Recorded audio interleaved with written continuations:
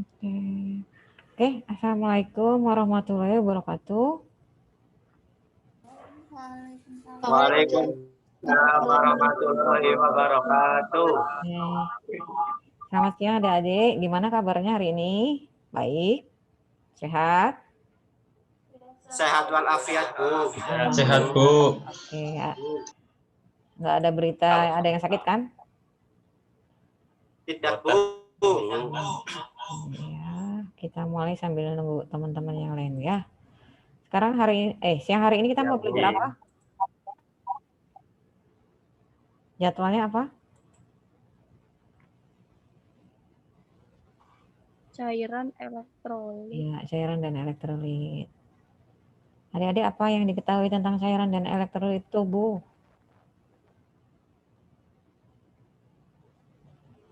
Sambil ini ya, saya share screen dulu. Oke.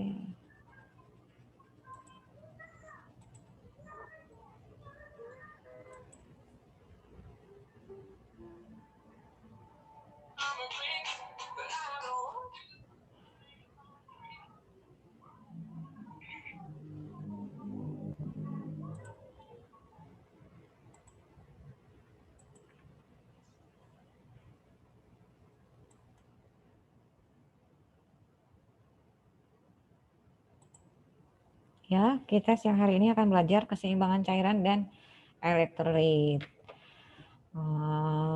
Karena ini agak ya sih mudah kalau kita mau ini, tapi memang agak sedikit perlu perhatian khusus ya. Oke, keseimbangan cairan dan elektrolit.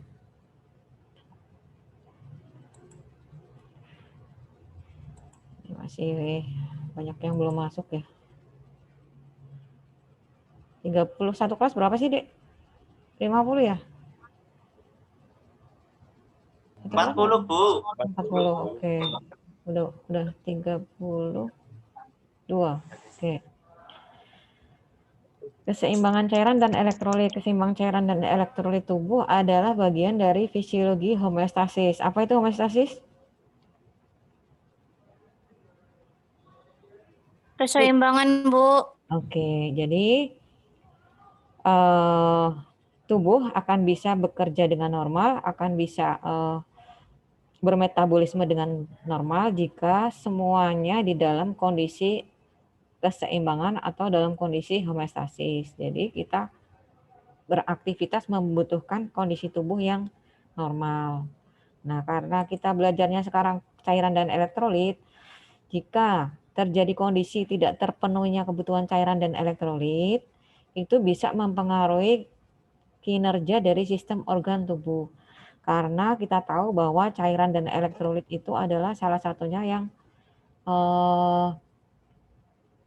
adalah isi dari pembuluh darah. Nah, kalau misalnya ini kok kita sampai kekurangan cairan, kekurangan elektrolit, maka kinerja organ juga akan terganggu. Nah, apa yang organ yang paling berkaitan dengan cairan dan elektrolit?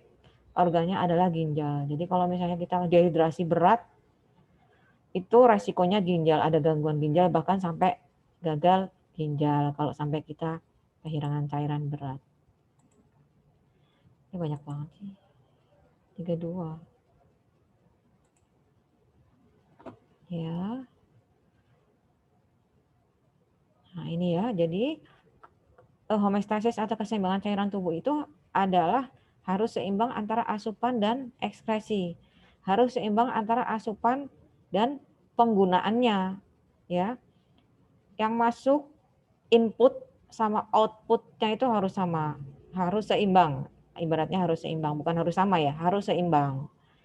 Terus dari asupan, terus dipakai untuk tubuh itu berapa? Itu juga harus seimbang. Jadi jangan sampai inputnya lebih banyak, tapi outputnya nggak ada. Inputnya lebih banyak, misalnya pada pasien gagal ginjal ya, inputnya banyak. Tapi kalau orang gagal ginjal kan ekskresinya nggak ada. Akhirnya apa? Asupannya ini, input airnya ini akan numpuk di dalam tubuh, jadinya tubuh bengkak. Inputnya sedikit, outputnya banyak, contohnya apa? Pada diare ya. Diare kan outputnya banyak tuh, cairan banyak yang keluar. Tapi kalau kita nggak diimbangi dengan minum yang sesuai dengan yang dikeluarkan dari diare, maka akan terjadi ketidakseimbangan cairan. Nah, intinya input sama outputnya itu harus sama. Jadi kalau adik-adik sehari ya minum kan biasanya 2 liter ya. Kalau dari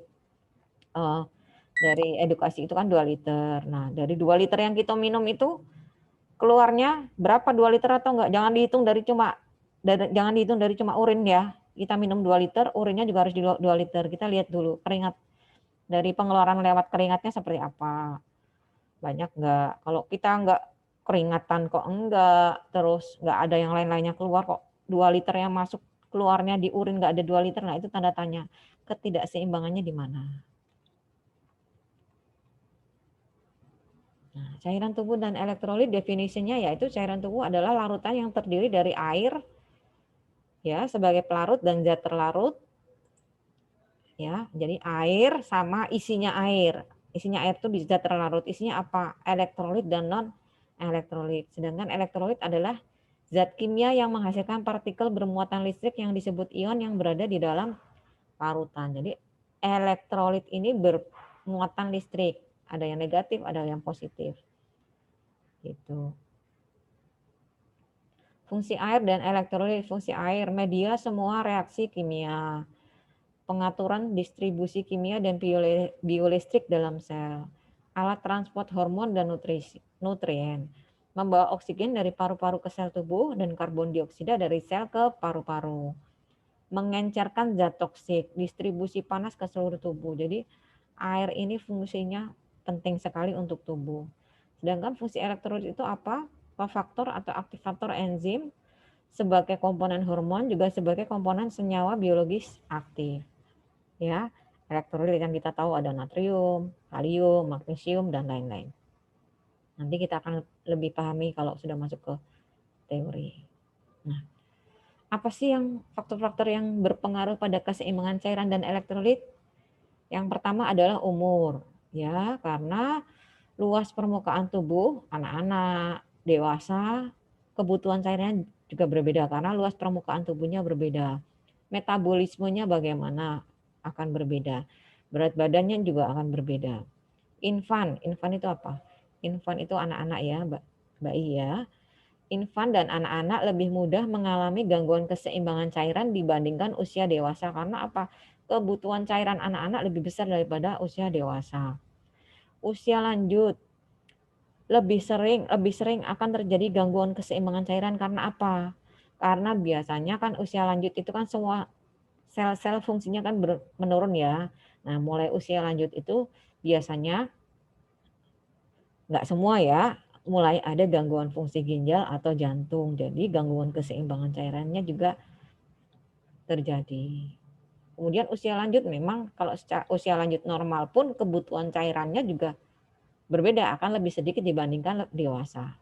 Kemudian iklim atau cuaca. Orang yang tinggal di daerah panas, suhu tinggi dan kelembapan udaranya rendah memiliki peningkatan kehilangan cairan tubuh dan elektrolit melalui keringat ya kan. Kalau kita Purwokerto ini panas sekali kan, jadi kita akan kehilangan cairan tubuhnya itu tidak hanya melalui urin, bahkan kadang-kadang kita urinnya sedikit tapi keluarnya lewat keringat. Itu contohnya.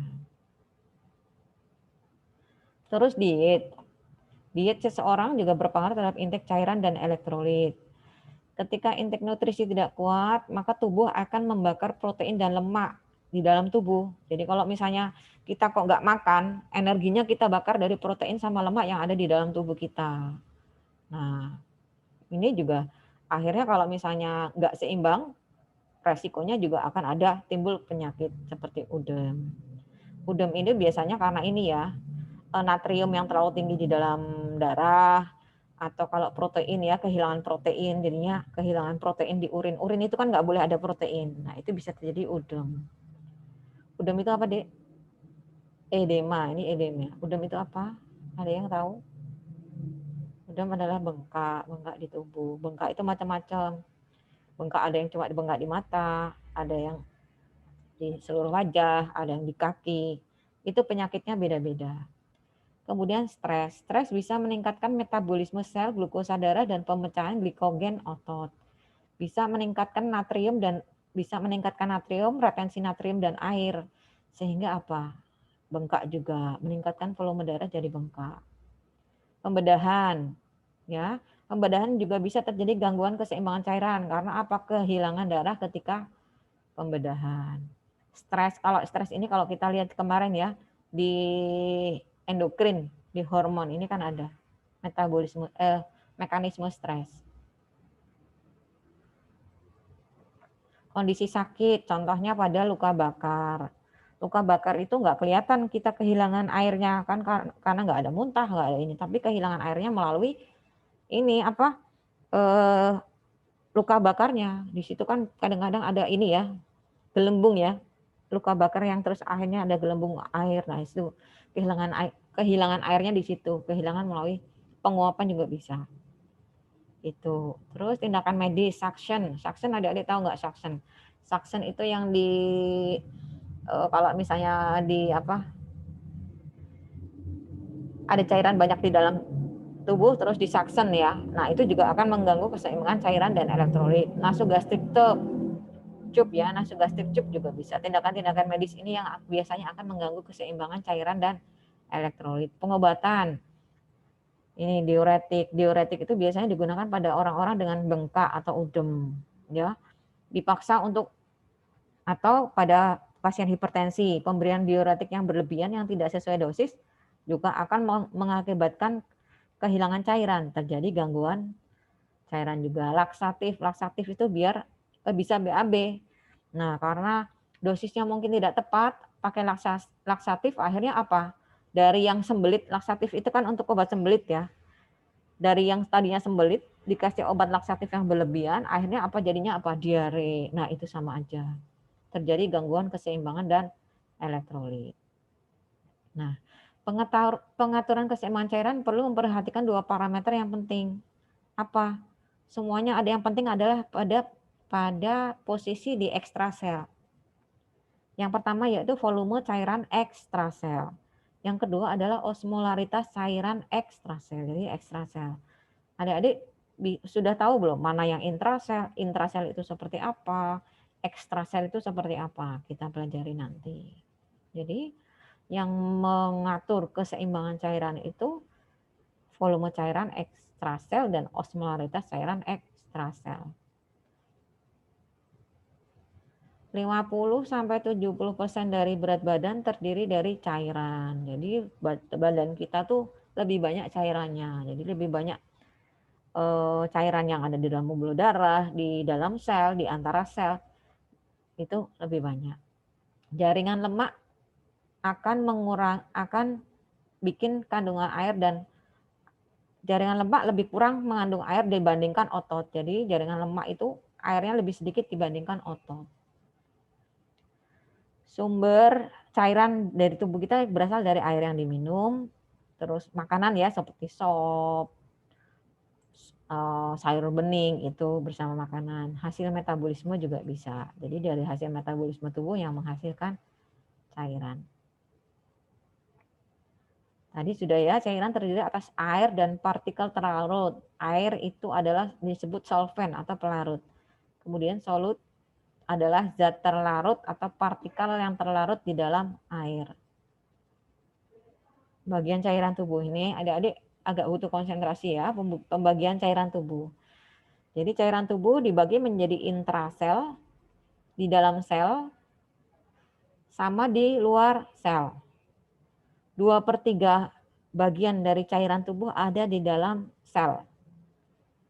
1/3 bagian ada di luar sel. Ini adalah basic dari cairan tubuh yang adik-adik harus pahami bahwa intrasel itu lebih besar volumenya dibandingkan ekstrasel.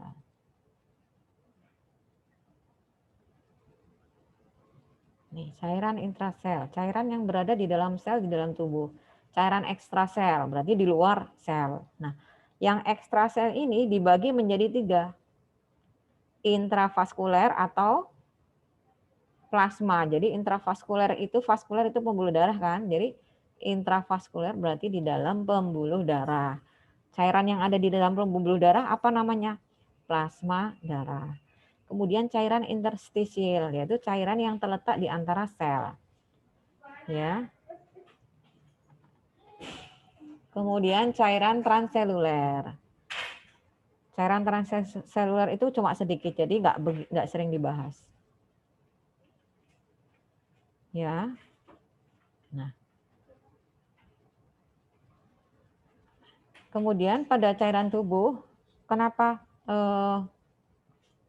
antara cairan intrasel dengan cairan ekstrasel itu ada batasnya. Yang membatasi apa?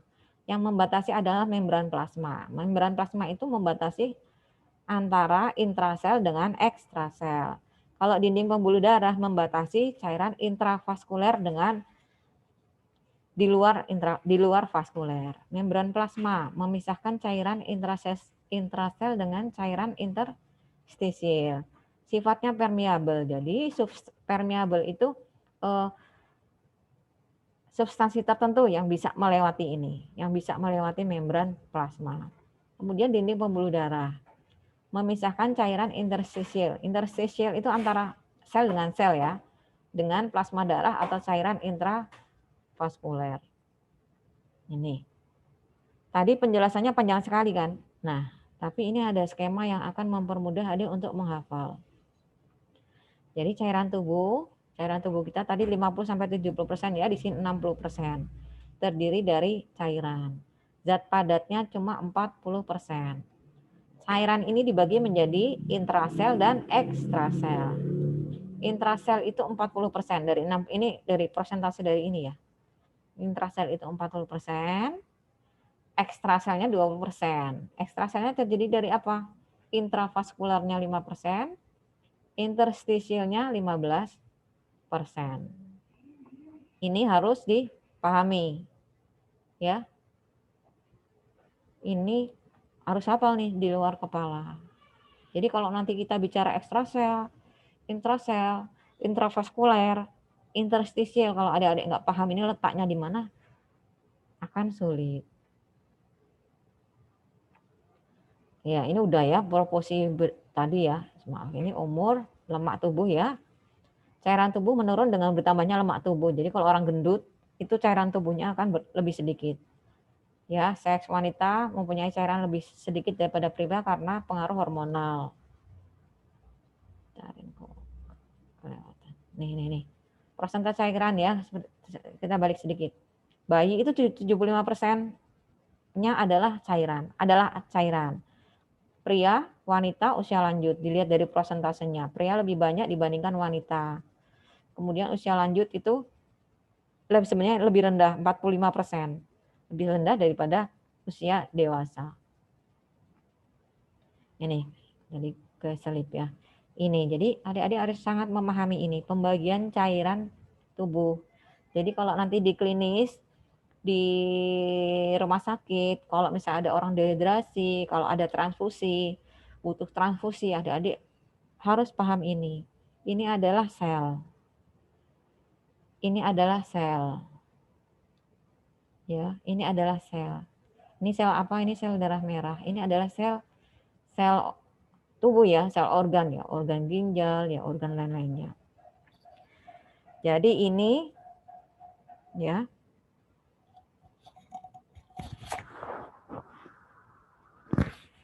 Ini adalah intracell water.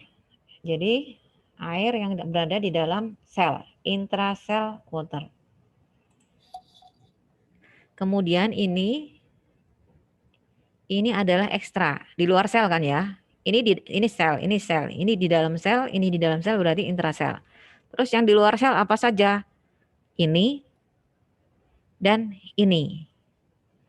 Ini apa? Ini adalah plasma atau intravaskuler. Ini adalah apa? Ini adalah di antara sel. Jadi ini adalah interstitial water. Ya. Ini juga harus dipahami dari tadi skema pertama, cairan ekstrasel, cairan ekstrasel. Kemudian ini gambarnya. Itu harus betul-betul dipahami. Saya ulang lagi ya. Ini sel, ini sel, ini sel. Cairan di dalamnya namanya intrasel. Intrasel dan ekstrasel kan. Ini sudah intrasel. Ekstrasel apa saja? Ekstrasel itu adalah ini dan ini. Ini apa? Ini adalah intravaskuler atau Pembuluh darah. Dari cairan yang ada di dalam pembuluh darah. Namanya apa cairan yang ada di dalam pembuluh darah? Namanya adalah plasma darah. Kemudian ini apa? Ini adalah antara sel. Ruang antara sel. Berarti apa? Cairan interstisial. Ini. Pada perempuan dan pada laki-laki. Pada perempuan 45% adalah massa padat. Pada cairannya 55%.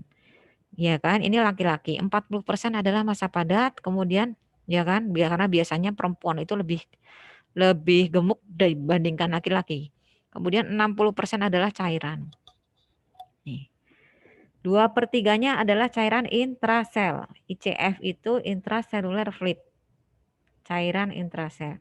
2/3-nya adalah cairan intrasel, 1/3-nya adalah cairan ekstrasel. Cairan ekstrasel dibagi lagi.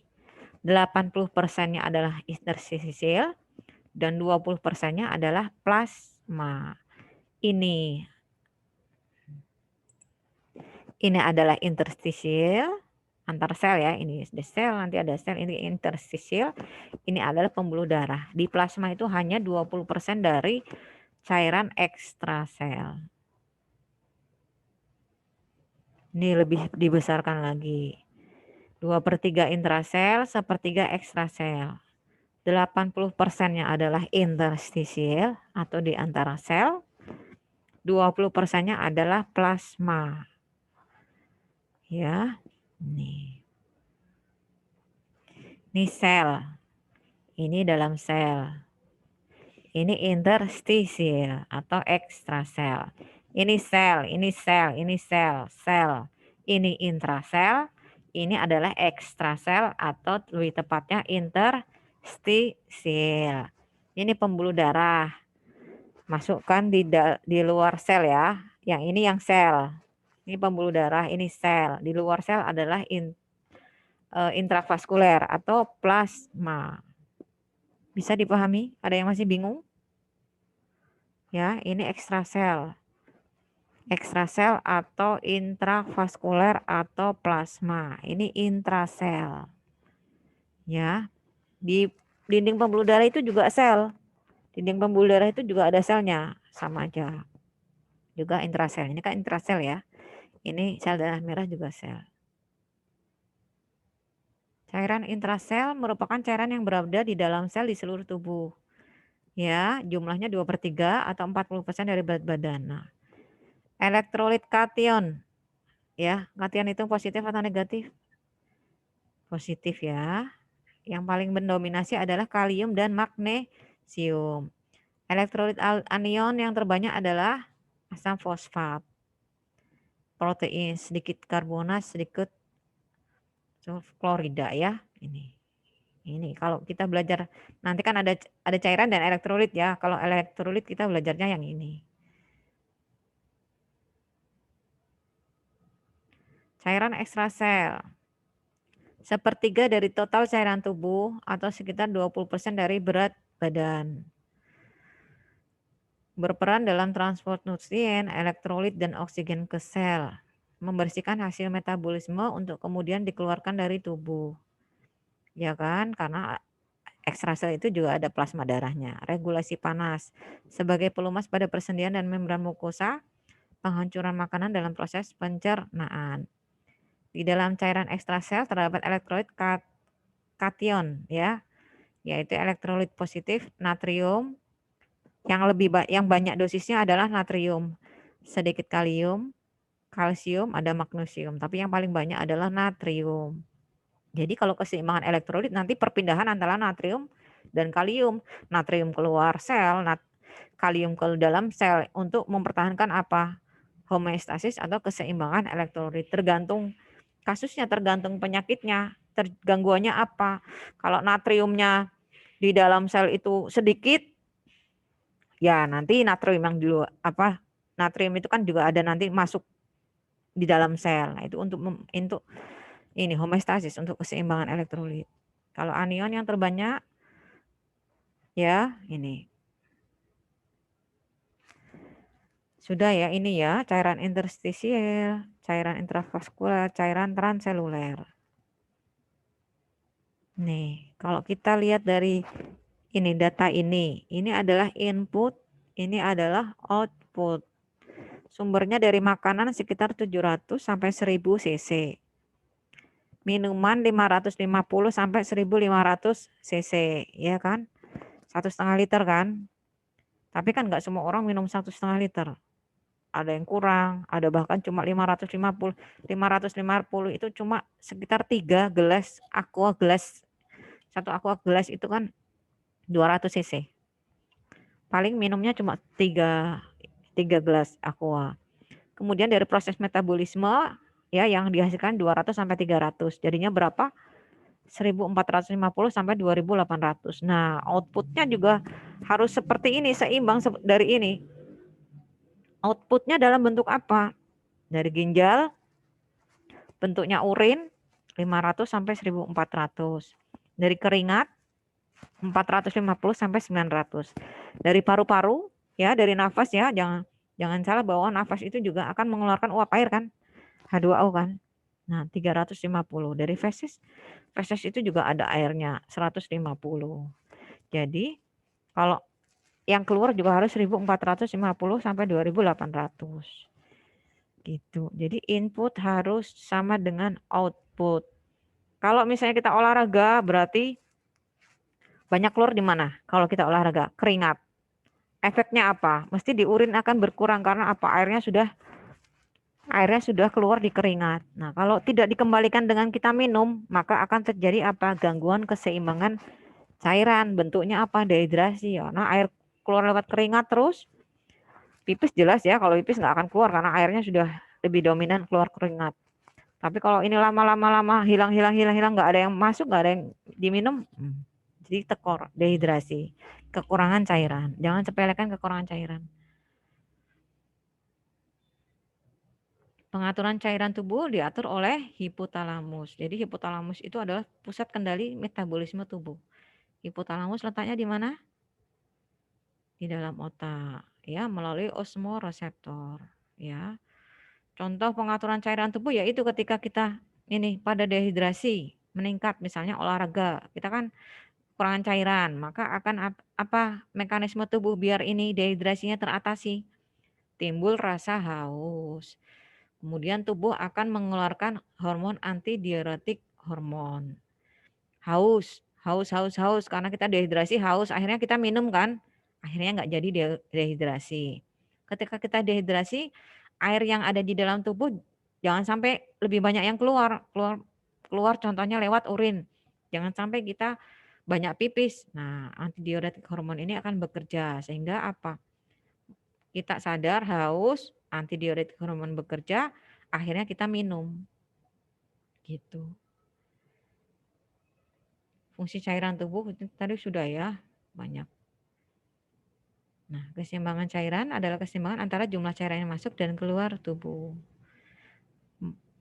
Melalui mekanisme ini, tubuh berusaha agar cairan di dalam tubuh setiap waktu berada di dalam jumlah yang tetap atau konstan. Jangan sampai berlebihan, jangan sampai kekurangan. Gangguan keseimbangan air contohnya adalah dehidrasi dan diare. Pengaturan keseimbangan cairan itu ada banyak organ-organ tubuh yang berperan dalam pengaturan keseimbangan cairan. Yang pertama paling banyak berperan adalah ginjal. Ya, mengatur keluaran garam dan urin. Ini juga ginjal. Mengatur keseimbangan, mengatur volume cairan ekstrasel, osmolaritas cairan ekstrasel itu juga ginjal. Ya, kalau ginjalnya rusak, nggak bisa mengeluarkan cairan, numpuk di dalam tubuh, akhirnya bengkak. Itu adalah ginjal. Karena di ginjal juga akan mempertahankan keseimbangan asam basa. Asam basa itu apa? pH. Ya, ion-ionnya juga akan terganggu kalau misalnya terjadi dehidrasi kan. Nah, ini efeknya juga akan ke ginjal. Jantung dan pembuluh darah, ya, kalau misalnya jantung dan pembuluh darah juga akan mempengaruhi keseimbangan cairan. Kalau jantungnya tidak berfungsi dengan normal, tidak bisa memompa darah keluar dari jantung, jantungnya juga akan cairan tubuhnya juga akan tertahan di jantung. Akhirnya apa? kegagalan pompa jantung, nggak bisa mendistribusikan air, gagal jantung, gangguan keseimbangan cairan dan elektrolit. Paru-paru itu mengeluarkan yang namanya insoluble water loss. Jadi nggak bisa dihitung, insoluble water loss itu nggak bisa dihitung, tapi kurang lebih 400 cc per hari. Kalau misalnya batuk terus-terusan, ya batuk terus-terusan itu maka akan mengeluarkan uap air. Nah, kalau berlebihan juga akan mempengaruhi keseimbangan cairan. Jadi paru-paru ini harus dalam kondisi yang baik. Kelenjar hipofise jelas ya, dari hipotalamus di bawahnya adalah hipofise, akan mengeluarkan antidiuretik hormon. Sudah saya jelaskan dia di endokrin antidiuretik hormon. Jadi hormon yang menahan cairan biar tidak dikeluarkan dari tubuh. Tidak dikeluarkan melalui apa kalau diuretik? Melalui urin. Ya, kalau antidiuretik hormon berarti hormon biar kita itu nggak pipis, biar airnya nggak keluar lewat urin.